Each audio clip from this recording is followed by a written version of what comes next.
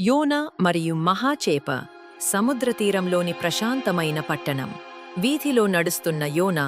ఒకప్పుడు సముద్రతీర ప్రాంతంలో యోనా అనే ఒక మనిషి ఉండేవాడు. ఆయన ఒక ప్రవక్త, దేవుడు ముఖ్యమైన సందేశాలను అందించడానికి ఎంచుకున్న వ్యక్తి.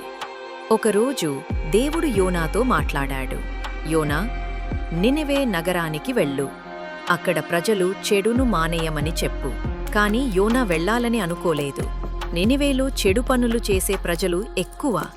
వారిని దేవుడు క్షమించకూడదని ఆయన భావించాడు. అందుకే యోనా విరుద్ధ దిశలో పరుగెత్తాడు. యోనా ఓడ ఎక్కి సముద్రంలో ప్రయాణం. యోనా దేవుని నుంచి దూరం కావాలని ఓడ ఎక్కి చాలా దూరం వెళ్లే ప్రయత్నం చేశాడు. కాని దేవుని నుంచి ఎవరూ దాక్కోలేరు, సముద్రంలో కూడా కాదు. హఠాత్తుగా ఒక భారీ తుపాన్ వచ్చింది. అలలు విరుచుకుపడ్డాయి. గాలి గర్జించింది. నావికులు భయంతో అల్లాడిపోయారు. నావికుడు అరుస్తూ, మనం మునిగిపోతున్నాం, మీ దేవుళ్లను ప్రార్థించండి. కాని యోనా నిజం తెలుసుకున్నాడు. యోనా మెల్లగా, ఇది నా తప్పు. నేను దేవుని ఆజ్ఞను పాటించలేదు. నన్ను సముద్రంలోకి విసిరేయండి. సముద్రం ప్రశాంతమవుతుంది. యోనాను సముద్రంలోకి విసిరేశారు. తుపానాగిపోయింది. ప్రశాంతత తిరిగి వచ్చింది. యోనా అలలలో మునుగుతుండగా ఒక మహాచేప అతన్ని మింగేసింది. చేప పొట్టలో చీకటి, భయానక వాతావరణం. యోనా ప్రార్థనలో రోజులు 3 రాత్రులు యోనా ఆ చాప పొట్టలోనే ఉన్నాడు.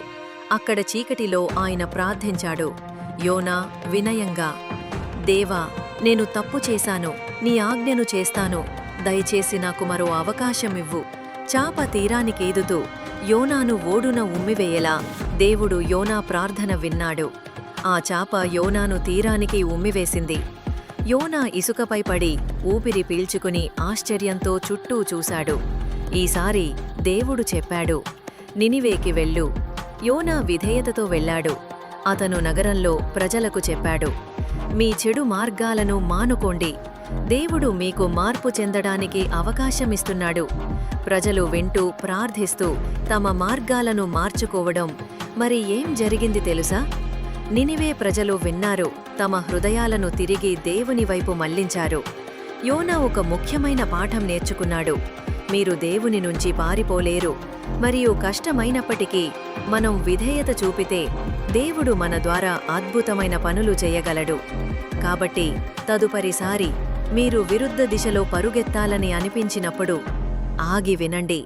ఎందుకంటే విధేయత ఆశీర్వాదాలను తెస్తుంది. మీకోసం మాత్రమే కాకుండా ఇతరుల కోసం కూడా. ఆమెన్.